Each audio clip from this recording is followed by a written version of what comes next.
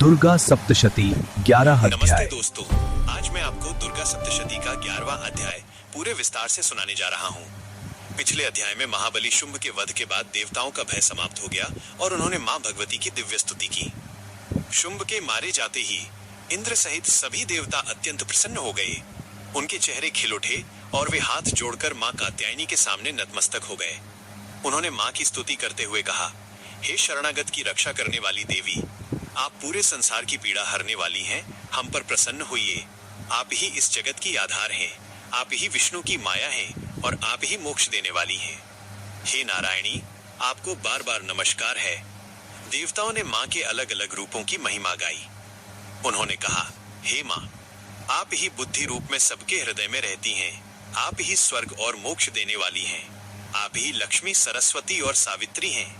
जब जब इस सृष्टि पर संकट आया, आपने ही अवतार लेकर देवताओं और मनुष्यों की रक्षा की है। देवताओं की इस भक्तिपूर्ण स्तुति से मां जगदम्बा अत्यंत प्रसन्न हुई। उन्होंने देवताओं को आशीर्वाद देते हुए कहा, हे देवताओं, मैं तुम्हारी स्तुति से बहुत संतुष्ट हूँ। मांगो, तुम क्या वरदान चाहते हो? तब देवताओं ने प्रार्थना की, हे ईश्वरी, बस आप इसी तरह हमारे शत्रुओं का नाश करती रहें और संसार की बाधाओं को दूर करती रहें, हमें और कुछ नहीं चाहिए। तब मां ने भविष्य की भविष्यवाणी करते हुए अपने आने वाले दिव्य अवतारों का वर्णन किया। मां ने कहा, हे देवताओं, सुनो, जब फिर कभी वैवस्वत मनवंतर के 28वें युग में शुंभ और निशुंभ नाम के असुर फिर से जन्म लेंगे, तब मैं नंदगोप के घर माता यशोदा के गर्भ से जन्म लूंगी और विंध्याचल पर्वत पर निवास करूंगी। वहां रहकर मैं उन दोनों महासुरों का सर्वनाश करूंगी। इसके बाद मैं पृथ्वी पर अत्यंत भयानक रूप धारण करूंगी और विप्रचित्ति के वंशज दानवों का भक्षण करूंगी।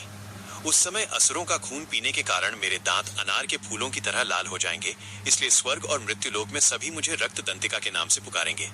जब पृथ्वी पर 100 वर्षों तक वर्षा नहीं होगी और भयंकर अकाल पड़ेगा, तब मुनियों की प्रार्थना पर मैं पृथ्वी पर प्रकट होंगी। मैं अपनी आंखों से ऋषियों को देखूंगी, इसलिए लोग मुझे शताक्षी कहेंगे।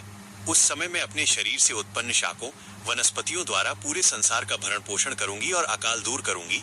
तब मेरा नाम शाकंभरी प्रसिद्ध होगा। उसी अवतार में मैं दुर्गम नाम के महाअसुर का वध करूंगी, जिससे मेरा नाम दुर्गा पड़ेगा। फिर जब मैं हिमालय पर रहने वाले मुनियों की रक्षा के लिए राक्षसों का भक्षण करूंगी, तब सब मुझे भीमा देवी के नाम से याद करेंगे।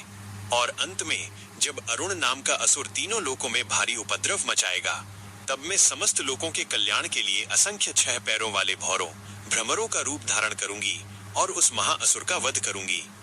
तब संसार में मेरी महिमा भ्रामरी के नाम से गाई जाएगी। इस प्रकार जब जब दानव बाधा उपस्थित करेंगे, तब तब मैं अवतार लेकर शत्रुओं का